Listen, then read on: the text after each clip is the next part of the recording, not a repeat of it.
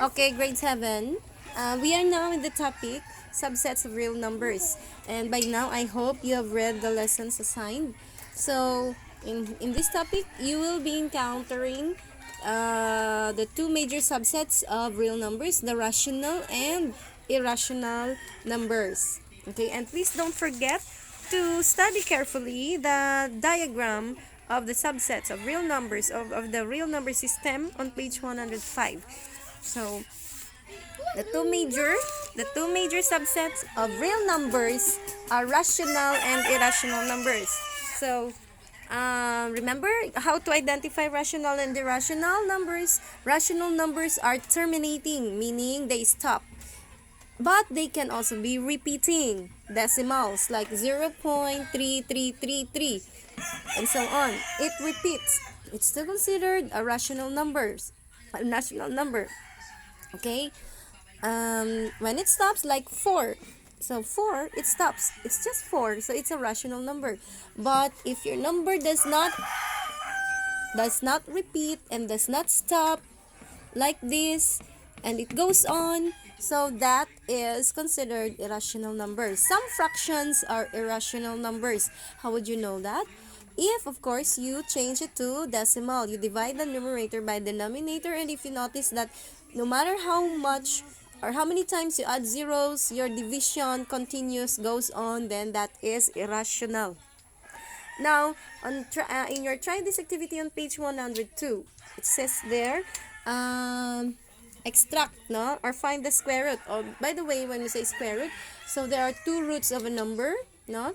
You have the positive and the negative. So remember, if your number is 9, so the square root of 9 are positive 3 and negative 3. So because negative 3 times negative 3 will give you positive 9. And 3 times 3 will give you also 9. So if you notice, only the positive 3 or the positive root, because only the positive roots are called the principal square root or the principal root. Okay, the positive square root of a given number is your principal root. Now find the square root of this. Okay, so all you have to do is what do you call this? Extract the square root. It's a perfect square. Extract the square root of your numerator, which is 3, and the square root of 16 is 4. Alright? So you have 3/4. Okay? And then you can do the same thing in letter B and letter C.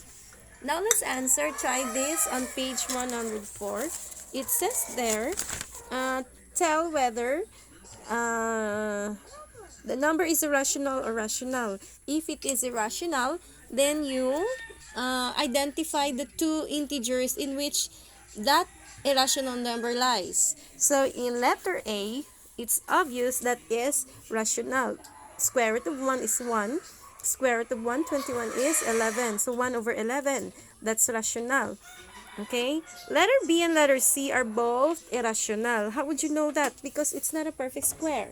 If it's not a perfect square, it's irrational. If it's not a perfect cube, it's irrational. So, if it's irrational, what are the two integers where this square root of 13 lies? Okay, lies. So, between which two integers? So, I would say that square root of the number lesser than this but perfect. So, square root of 9 is perfect, and square root of 16. Right? Square root of 16 is a perfect. 16 is a perfect square. 9 is a perfect square. So what is square root of 9? It's 3. So 3, so in short, I will write it down. I will copy this one. Square root of 13 is greater than 3 but less than 4. Did you get it?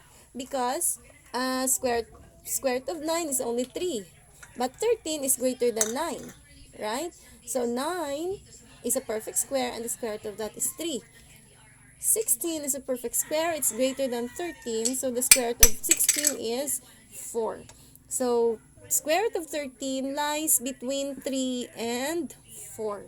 So meaning the value of your square root of 13, if you just estimate, it's greater than 3 but less than 4. It's 3 point something something. Okay? So if you're asked to identify between which two integers, just write that down. Okay? Write this. First, identify the number less than 13 but perfect square, and the number greater than 13, not bigger, that like 25 is also bigger, but it's very very big, right? So 16 is closer to 13 and it's bigger than or greater than 13.